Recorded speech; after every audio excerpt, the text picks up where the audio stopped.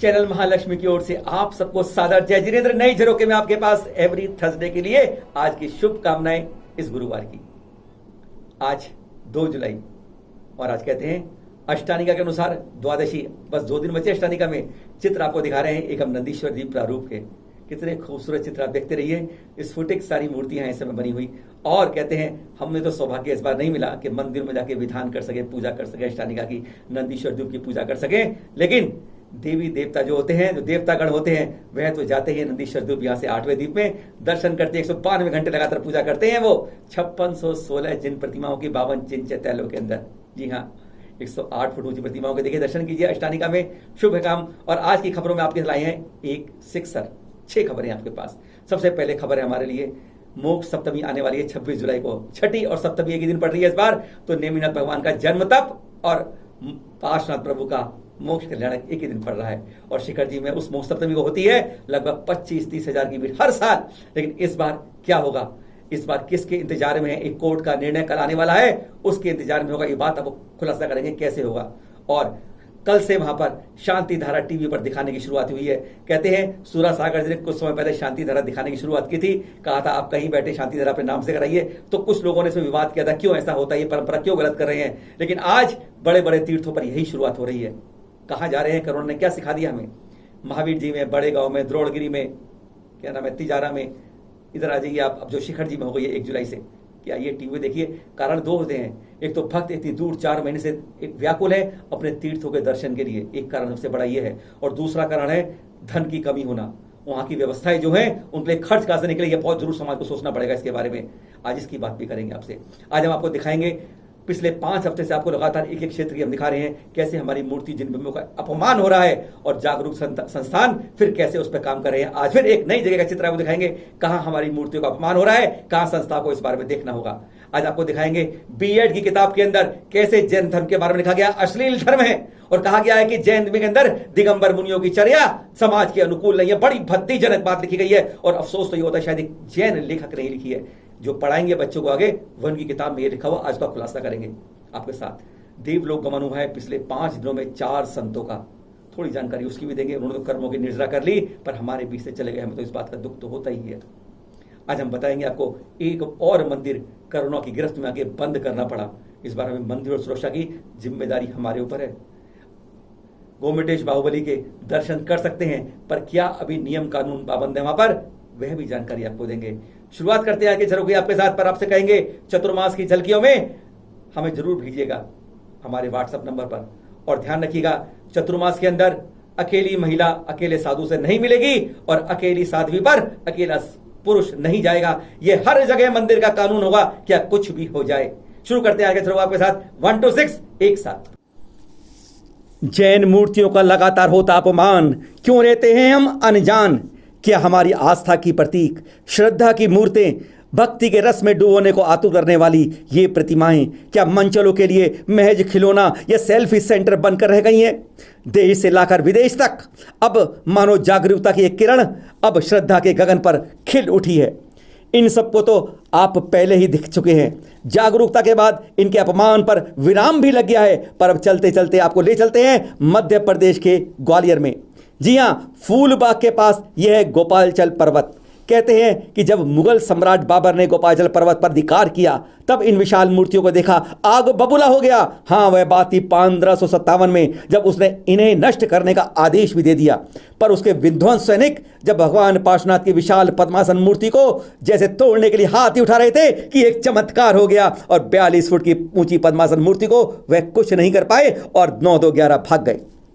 और हाँ, इसी गोपालचल पर्वत पर जहां एक मेला भी लगता है, जहां देश विदेश से खूब पर्यटक भी आते हैं यहाँ पर किले को देखने। और यहाँ पर एक जैन मंदिर भी है ऊपर।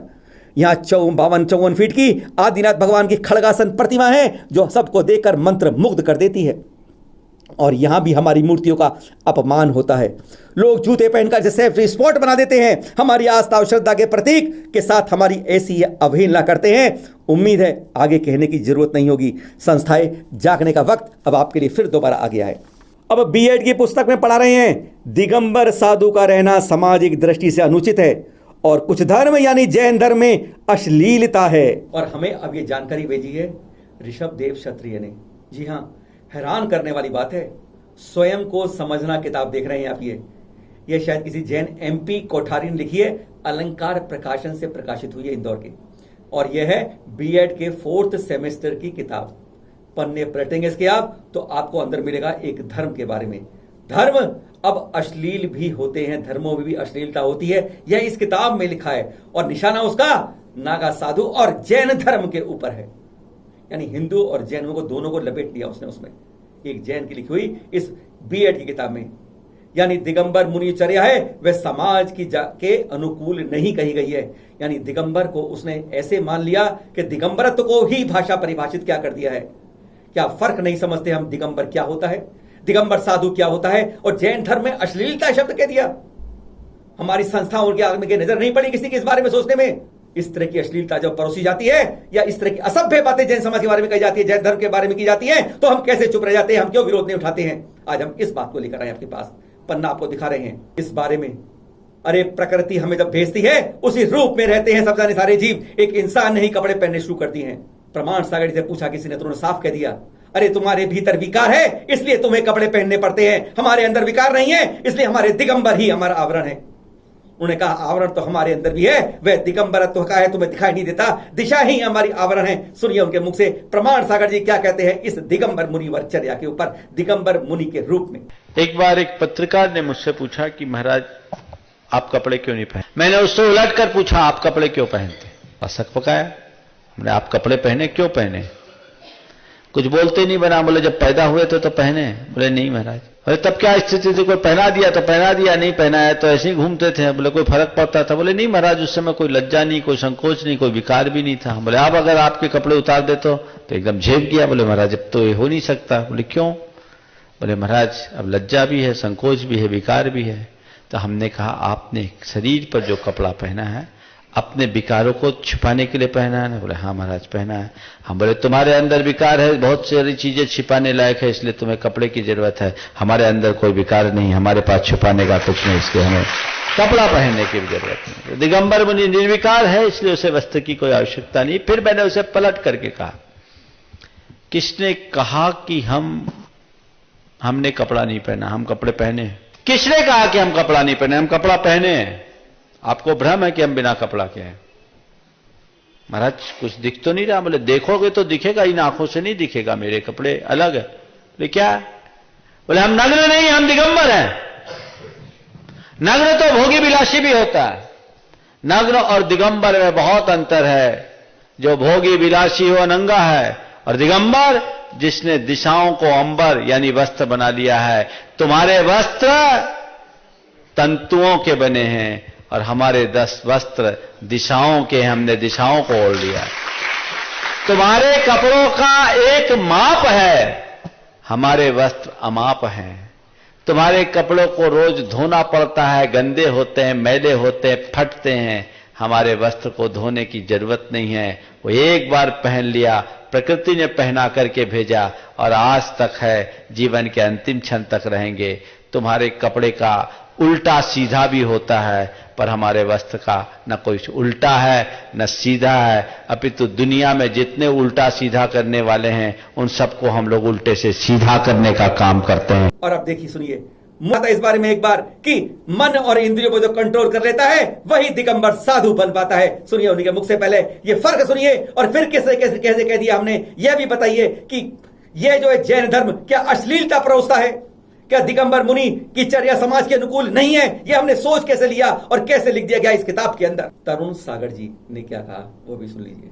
जिस तरह से बालक जन्म लेता है, निर्विकार होता है, ऐसी ही मुनि की मुद्रा होती है। उसका मन, उसकी इंद्रियां उसके नियंत्रण में होती है। इसीलिए वस्त्रों की मुनि को, दिगंबर मुनि को कोई जरूरत नहीं होती है। वो कहता है प्रकृति ने मुझे जैसा भेजा है मैं सारी जिंदगी ऐसा ही अपने निर्दोष बनाकर रख सकता हूं। इसीलिए समाज की नग्नता को ढकने के लिए मुनि अपने वस्त्रों को भी त्याग देता है, समाज को समर्पित कर देता है। नग्नता उसका एक व्रत होता है। आज दोपहर को अलंकार प्रकाशन ने अपनी गलती मानते हुए पत्र लिखा है कि हमारी प्रश्नोत्तर सीम स्वयं की पहचान में, जो कि मध्य प्रदेश में बीएड के पाठ्यक्रम के अनुसार लिखी गई है, उसके प्रश्न 89 के पॉइंट 5 में दिगंबर जैन समाज व नग्न साधु और हिंदू समाज के नागा साधुओं के नग्न निर्णय पर जो लाइन लिखी गई है, उस त्रुटि के लिए क्षमा मानते हुए उन्होंने कहा है कि इसे अगले संस्करण में दूर कर लेंगे व जो भी अब स्टॉक बचा है उसे रद्दी कर लिया जाएगा। लॉकडाउन के बाद देखिए पारा स्टॉक चरणों पर हो रही अब शांति धारा। अब देख रहे हैं आप, और कैसे मनेगी इस बार मोक्ष सप्तमी। अब आपको ले चलते हैं गिरिडीह जिले के मधुमन से होते हुए शिखर जी की ओर। भावना बाहें की यात्रा जैसे आप कर रहे हैं, जैसे सूरज निकलता है, खिलता है और बढ़ चलते हैं हम दोनों तरफ सैकड़ों वर्ष पुराने वृक्षों के बीच से। शिखर जी में प्रवेश आजकल वैसे तो बंद है, पर इसी तरह हम शिखर जी में प्रवेश करते हैं। वैसे आमतौर पर यहाँ भक्तों की भीड़ हजारों में इस समय पहुँच जाती है। और यहाँ कभी हेलीपैड बनवाया था, ये कहा गया कि हेलीकॉप्टर से यात्री आ सकेंगे, पर यह प्रोजेक्ट तो वहीं जैसे अब फाइलों में बंद होकर रह गया है। और जैसे देवताओं को भी आभास हो गया था कि अब भक्त यहाँ लौटने लगेंगे, तो मानो बादलों से वे स्वर्णभूत को जैसे वापस पहुँचा रहे हैं। बादलों के बीच से ये चित्र तो हमें शायद यही आभास दे रहा है। बस यही सीढ़ियाँ चढ़ते लॉकडाउन के बाद भी पहली शांति धारा देखने को उत्सुक होते हैं। सीधे स्वर्णभद्र कूट पर यह शिखर जी की सभी पहाड़ियों में सबसे ऊंची पर्वतमाला की ऊंची चोटी है। और यही स्वर्णभद्र कूट जिस पर मोक्ष सप्तमी को लगभग एक कतार बन जाती है लंबी, जब घंटे भर तक हम इस कूट तक पहुंच पाते हैं और तब चंद मिनट में हमें यहाँ से वापस लौट जाना पड़ता है। इतनी भीड़ हो जाती है यहाँ पर। इन्हीं चरणों को मस्तक पर लगाकर हम अपने जीवन को धन्य मान लेते हैं। कहते हैं कि एक बार बंदे जो कोई, ताकि नरक तिर्यंच गति नहीं हुई। शिखर जी की ओर लगती बल्लियां यह संकेत कर रही हैं शिखर की ऊपर कि ऊपर मरम्मत का काम चल रहा है। कुछ माह पहले यहाँ बिजली भी गिरी थी और यह हो रही है अभिषेक की तैयारियां पारस प्रभु के मूल चरणों पर। यहाँ आपको बता दें कि इस नीचे गुफा के भीतर जो चरण है वो बाद में बने हैं। मूल चरण केवल यह ऊपर ही हैं, जिन पर नाखून नहीं है चरणों में, ध्यान रखिएगा। यहाँ आप इस अभिषेक धारा का पूरे मनोभाव से आनंद लीजिए। और हम आपको यह भी बता रहे हैं कि यह शांति धारा रोजाना आप जिनवाणी चैनल पर सुबह 6:50 पर आप अगले दिन देख रहे हैं। 1 जुलाई की शांति धारा 9 परिवारों के सहयोग मिला था, जिसमें आर.के. मारवल के अशोक पाटनी परिवार, तीर्थ क्षेत्र कमेटी के अध्यक्ष प्रभात जैन जी परिवार सहित 9 परिवार थे। इस बारे में चैनल महालक्ष्मी ने यहाँ की जिम्मेदारी संभाल रहे और शाश्वत ट्रस्ट के महामंत्री राजकुमार जैन जी से बात की। इस शांति धारा का क्या प्रयोजन है और इस बार मोक्ष सप्तमी को क्या तैयारी की जा रही है तीर्थ क्षेत्र कमेटी द्वारा। आप देखते रहिए शांति धारा और सुनिए हमारी बातचीत जो खुलासा करेगी इन सब बातों का। हेलो राजकुमार जी, जय जैन शरद बोल रहा हूँ चैनल महालक्ष्मी से। और आपसे जो बात कर रहा हूँ मैं, इस तरह तीर्थ क्षेत्र कमेटी की ओर से शिखर जी की जिम्मेदारी के कंधे आपके ऊपर हैं और कहते हैं आप शाश्वत ट्रस्ट के महामंत्री भी हैं। मैं दोनों पद के रूप में बात कर रहा हूँ। यह आज हम बात कर रहे हैं, आज जो है शुभ दिन है 1 जुलाई का, जिस दिन कहते हैं हमने पार्श्वनाथ के स्वर्णभद्र टूक पर इस लॉकडाउन के अंदर शांति धारा शुरू करी है, जिससे लोगों को दिख सके। तो क्या ये शांति धारा हमने आज शुरू करी है या पहले भी कभी करते रहे? इस तरह से क्या है? शांति धारा बराबर होती रही है जी। ये लॉकडाउन में भी होती है, लेकिन जी। मेरे पास में सैकड़ों फोन देश विदेश से आए हैं जी। क्यों नहीं आप शांति धारा चालू करते हैं, हम लोग उसको देखकर फायदा दर्शन कर सकते हैं और पार्श्वनाथ टोक की जो मन की भावना है वो देख करके उसकी दृष्टि हो सकती है, इसलिए इसको चालू किया गया। इसका पर्पज, जैसे हमने श्री महावीर जी अभी उन्होंने जो है शांति धारा शुरू कर दी है, हम भी उसी तरीके से कहते हैं लोगों के कर्मों की निर्जरा कर रहे हैं इस तरह कर। तो क्या ऐसा तो क्या इससे ये लगता है कि आने वाले समय की बात करते हैं, तो क्या कहीं ऐसा तो नहीं होगा कि हम धीरे धीरे जो वहां पर आकर कहते हैं उस रज पर आकर जो हमें लाभ मिलता है, कहीं लोग टीवी पर ही देखकर इसको अपने अंदर संतुष्टि पाना शुरू कर देंगे? कहीं ऐसा नहीं, बहुत रोज फोन आते हैं क्योंकि यहाँ 31 जुलाई तक लॉकडाउन वो बढ़ा दी गई है झारखंड में, इसलिए संभव नहीं है कि कोई भी यात्री आकर के यहाँ रह सकते। सारे धर्मशालाएं वगैरह बंद पड़ी है जी। सिर्फ शांति धारा पूजा वगैरह ही होती है मंदिरों में, बस और कुछ नहीं होता। कोई यात्री नहीं है आज के दिन, यात्री कोई नहीं है। जो अब बात आती है हमारी, क्योंकि इसी अभी अनलॉक 2 आज से शुरू हुआ है, अब बात आती है इसके अंदर शिखर इसी महीने हमारा श्रावण शुक्ल सप्तमी आ जाएगी, कहते हैं मोक्ष सप्तमी आ जाएगी। क्या उसके लिए कुछ हमारे प्रयास चल रहे हैं कि कुछ हम लोगों को वहां पर दर्शन के लिए उस समय पर आ सकें, या क्या हम इससे लोग अपनी तरफ से काफी प्रयास कर रहे हैं। जी। एक रीट भी फाइल हाईकोर्ट में की गई है देवघर के लिए। जी। उसी का आसरा देख रहे हैं कि अगर वो वहाँ खुल जाता है तो हम लोग भी खोल देंगे जी इसी बेस पर, या उनसे परमिशन लेकर। लेकिन अगर वो किसी तरीके से नहीं हो पाता है तो हम लोग एक प्रयास कर रहे हैं कि 10-20 आदमी को लेकर के स्पेशल परमिशन लेकर के मुख्यमंत्री से या एडमिनिस्ट्रेशन से स्पेशल परमिशन लेकर के वो जो मुख्य सप्तमी हम लोग मनाते हैं उसका निर्माण लड्डू और जो कलश करते हैं वो जैसे करते हैं, सुबह मूर्ति को वहाँ ले जाते हैं और कलश करने के बाद वापस विराजमान कर देते हैं उस मूर्ति को। उसी प्रकार जिस प्रकार से बराबर चलता आ रहा है वर्षों से, उसी प्रकार से इस साल भी हम लोग करेंगे। यानी हमारी ये परंपरा नहीं टूटेगी, क्या कुछ भी हो जाए, हमें परंपरा जीवित रखनी, उसको जीवंत रहेगी। टूटेगी, चाहे उसमें 5 आदमी की परमिशन मिले, 10 आदमी की परमिशन मिले, 20 आदमी की परमिशन मिले, या पूरी खोल दे, लेकिन हम लोग उस परंपरा को चालू रखेंगे।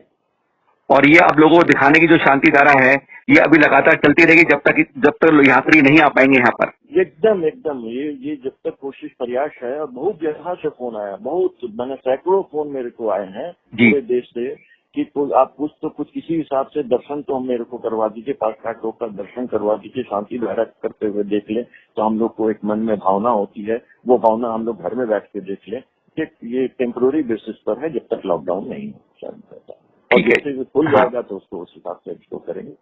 ठीक है, जय जी, धन्यवाद। अगली खबर, 5 दिन में 4 संतों का देवलोक गमन। परसों 30 जून को 2 तथा उससे 4 दिन पहले 2 और संतों का देवलोक गमन हो गया, यानी कर्मों की निर्जरा करके उन्होंने उत्तम गति को प्राप्त किया होगा। गुरुवार 30 जून को दिल्ली के लाल मंदिर में 92 वर्षीय आरिका करुणामती माता जी का प्रातः 5:05 पर संलेखना पूर्वक समाधि हो गई। गणनीय आरिका श्री चंद्रमती माता जी के परम शिष्या थी वे, और एक दिन पूर्व ही चारों प्रकार के आहारों का त्याग कर दिया था। 1992 में माता जी के संग में आई थी और 2005 में सूर्यनगर में दिल्ली के पड़ोस में शुल्ली का दीक्षा ली थी और 2016 में आरी का दीक्षा ली थी। गृहस्थ जीवन में ये एक समय भोजन की साधना कर रही थी और जीवन में 4,500 से ज़्यादा उपवास करके इन्होंने अपने जीवन को सार्थकता प्रदान की। 7 माह पूर्वी संलेखना व्रत भी लिया था। वहीं 30 जून की रात्रि को 10 बजे 7 उपवास के बाद तमिलनाडु के मदुरई में आचार्य श्री सुवती सागर जी के शिष्य मुनि श्री सुपज्य सागर जी का समाधि मरण हुआ। सुपूज्य सागर जी सरल स्वभावी, शांत प्रमाणी और माला जाप में सदा रत रहते थे। मुनि श्री आरिका श्री सुयोग्यमती माता जी के गृहस्थ आश्रम के पिता थे, जिन्होंने 2016 में आपको शुल्लक व्रत दिए थे। गृहस्थ आश्रम की पत्नी भी दीक्षा के उपरांत संलेखना पूर्वक मरण प्राप्त कर चुकी हैं। वहीं अब इससे पूर्व 26 जून को ऋषभ विहार दिल्ली के जैन स्थानक में 98 वर्षीय उप प्रवर्तक श्री ओम मुनि महाराज जी का संथारा के साथ देवलोक गमन हो गया था। वहीं 26 जून को ही मुंबई के गोरेगांव में 19 वर्षीय बाल मुनि श्री दान रत्न विजय जी का देवलोक गमन हो गया था। उन्होंने 5 वर्ष पूर्व यानी मात्र 14 वर्ष की उम्र आयु में ही श्री यशोद रत्न सूरीश्वर महाराज जी से दीक्षा ली थी। चैनल महालक्ष्मी व सांध्या महालक्ष्मी चारों संतों के प्रति हार्दिक विनयाञ्जलि अर्पित करता है। हाँ, तो आपको बता रहे थे पिछले 3 महीनों में हम रट चुके हैं, इस बात को बार बार बता चुके हैं कि हमें मंदिरों की सुरक्षा की जिम्मेदारी कोई बाहर वाले की नहीं है, हमारे समाज की जिम्मेदारी है। 1 महीने से मंदिर खुल गए हैं और अब संतों का चतुर्मास के लिए भी आ गए हैं। 4.25 महीने का चतुर्मास होगा, लोगों का आना जाना रहेगा, उनसे दूरी बना के रखनी है, सोशल डिस्टेंसिंग का नियम बना के रखना है हमें मंदिरों के अंदर, मास्क लगा के आना है मंदिर के अंदर, पूरा तरह नाक तक लगाना है। इस समय हम अलग हैं, इसलिए हमने नीचे किया है, आप तक आवाज स्पष्ट आ सके। कोई कई लोग हमारे पर बुलाते हैं, क्यों नहीं आप मास्क लगाते हैं। तीसरे बात, हाथ पैर धो कर ही मंदिर में जाना है। दूसरा, आपको बुखार है, खांसी है, जुकाम है, कोई लक्षण आना कोरोना का, तो मंदिर बिल्कुल नहीं जाना, घर से बाहर नहीं जाना, क्वारंटाइन होकर रहना है। ये हम बार बार रिपीट कर चुके हैं क्योंकि इनकी जिम्मेदारी हमारे पर है। शादी से कोई आता है और फिर जाता है तो कईयों को कर देता है। कई शायद शिकायत आई है, पिछले 1 हफ्ता में 4 जगह से पूरे देश के अंदर शिकायत आई है कि एक बीमार था, 25-30 कोरोना पॉजिटिव हो गए। एक जगह तो दूल्हे की मौत तक हो गई है, ये खबर आई है। एक जगह सरकार ने, प्रशासन ने 10 लाख का जुर्माना लगा दिया शादी वाले के ऊपर कि उसने ऐसे कैसे करा। हमारे टीकमगढ़ के अंदर, मंदिर के अंदर, इस मंदिर के दरवाजे बंद करने पड़े वहां पर एक के, क्योंकि एक महिला शादी से लौटकर आई तो वहां से अब 4-5 को कोरोना हो गया।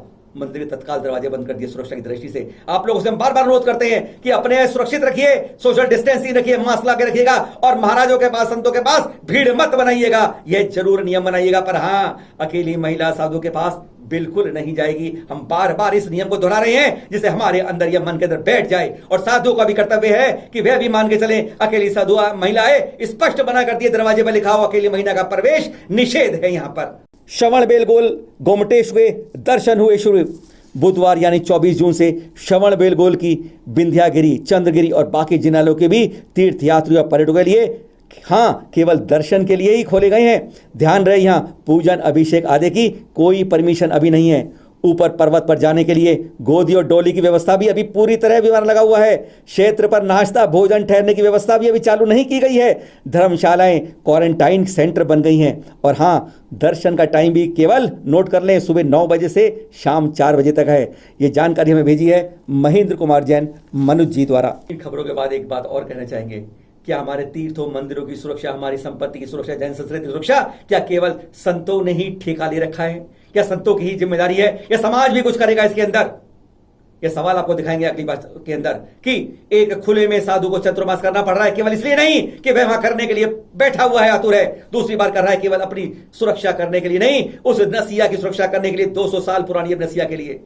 आज वहां टेंट तक नहीं लगाने दिया जा रहा, खुले में बैठा है साधु हमारा। कितने मच्छर हैं, बारिश हो रही है, लेकिन कोई इसकी जिम्मेदारी जागरूक संस्था नहीं हो रही है।